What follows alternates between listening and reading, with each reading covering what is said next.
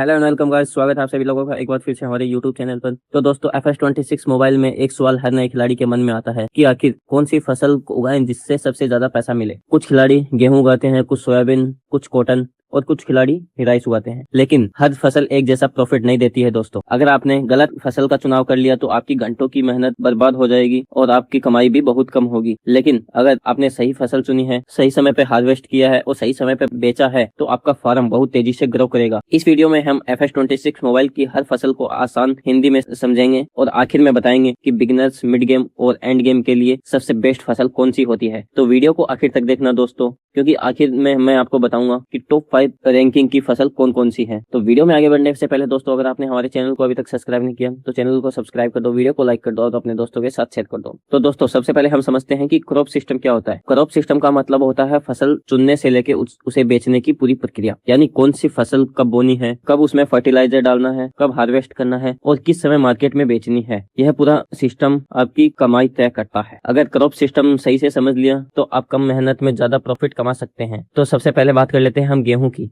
गेहूं गेम की सबसे आसान फसलों में से एक है। नए खिलाड़ियों के लिए यह बहुत ही अच्छी फसल मानी जाती है। इसे उगाने में ज्यादा परेशानी नहीं होती, हार्वेस्ट करना भी आसान होता है, प्रॉफिट भी ठीक ठाक मिल जाता है, लेकिन ज्यादा कमाई नहीं होती। अगर आप पहली बार गेम खेल रहे हो तो गेहूं से शुरुआत करना अच्छा रहेगा। नंबर 2 पे आता है दोस्तों जो भी गेहूं की तरह आसान फसल है। इसमें कम खर्च आता है, यील्ड भी अच्छी मिलती है। अगर आपके फार्म की शुरुआत है तो जो भी अच्छा विकल्प है, हालांकि प्रॉफिट सोयाबीन या कॉटन जितना नहीं मिलता। नंबर 3 पे आता है दोस्तों ओट्स यानी जई। ओट्स एक ऐसी फसल है जिसे एनिमल के साथ इस्तेमाल करना ज्यादा फायदेमंद रहता है। अगर आपके फार्म में घोड़े हैं तो ओट्स काफी काम आती है। सीधे बेचने की बजाय इसका उपयोग एनिमल फार्मिंग में ज्यादा फायदेमंद हो सकता है। दोस्तों अब बात कर लेते हैं नंबर 4 पे। नंबर 4 पे आता है कैनोला। कैनोला गेम की सबसे पॉपुलर फसल में से एक है। इसकी मार्केट वैल्यू अक्सर अच्छी रहती है। अगर सही समय पर सेल किया जाए तो कैनोला आपको शानदार प्रॉफिट दे सकती है। मिड गेम प्लेयर के लिए यह बेस्ट चॉइस मानी जाती है। नंबर 5 पे आता है मक्का। मक्का उगाने में थोड़ा ज्यादा समय और ज्यादा मेहनत लगती है, लेकिन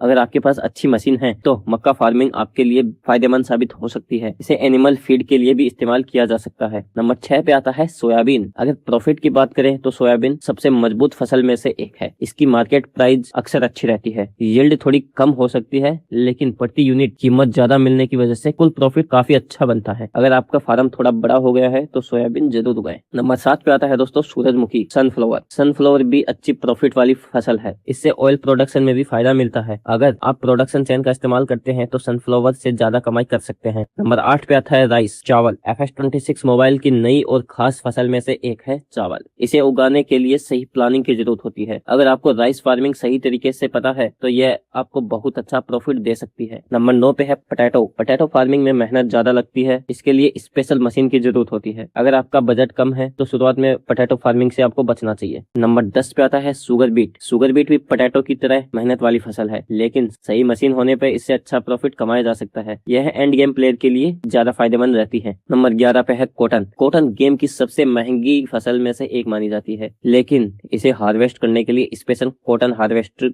की जरूरत पड़ती है। अगर आपके पास अच्छे पैसे हैं, मशीन है, तो कॉटन आपको बहुत अच्छा प्रॉफिट दे सकता है। तो दोस्तों अब हम बात कर लेते हैं बिगनर्स के लिए सबसे अच्छी फसल कौन सी है। बिगनर्स के लिए गेहूं सबसे अच्छी फसल है, उसके बाद है बरेली, उसके बाद है कैनोला। इन सभी फसल में कम खर्च होता है और इन्हें संभालना भी बहुत आसान होता है। अब बात कर लेते हैं सबसे ज्यादा प्रॉफिट देने वाली फसल की। तो सोयाबीन सबसे ज्यादा प्रॉफिट देती है, फिर कॉटन, फिर कैनोला। अगर आपके पास अच्छी मशीन है और बड़ा फार्म है तो इन फसल पे ध्यान देना चाहिए आपको। तो दोस्तों अब मैं आपको बताने वाला हूँ क्रॉप फार्मिंग में होने वाली 5 सबसे बड़ी गलतियां। सबसे पहली बड़ी गलती है कि जैसे ही हमने फसल को हार्वेस्ट किया हम उसे बेच देते हैं। दूसरी बड़ी गलती है हम मार्केट प्राइस को नहीं चेक करते, जो कि सबसे बड़ी गलती है। तीसरी सबसे बड़ी गलती है फर्टिलाइजर का इस्तेमाल नहीं करते हम लोग। अगर फसल को फर्टिलाइजिंग की जरूरत है तो उसमें फर्टिलाइजर डालना बहुत आवश्यक होता है। चौथी बड़ी गलती है एक ही फसल को बार बार उगाना, जो कि फायदेमंद कभी नहीं रहता। सबसे बड़ी गलती है दोस्तों जो है कि 5 नंबर की है, वो है प्रोडक्शन चेन का उपयोग नहीं करना। हम उसको बिना प्रोडक्शन चेन के ही किसी भी फसल को बेच देते हैं, जो सबसे बड़ी गलती है। अब दोस्तों मैं बताता हूँ मेरी पसंद की टॉप 5 फसलें। सबसे पहले है सोयाबीन, 2 नंबर पे कॉटन, 3 नंबर पे कैनोला, 4 नंबर पे राइस और सबसे लास्ट में 5 पे गेहूं। तो दोस्तों अब आप हमें कमेंट करके बताइए कि FS26 मोबाइल में आपकी फेवरेट फसल कौन सी है। क्या आप गेहूं उगाते हैं, सोयाबीन, कॉटन या फिर राइस। अगर वीडियो पसंद आए तो वीडियो को लाइक करें, चैनल को सब्सक्राइब करें और बेल आइकन दबाना ना भूलें। मैं मिलता हूँ आपसे नेक्स्ट वीडियो में, तब तक के लिए बाय दोस्तों, जय हिंद दोस्तों।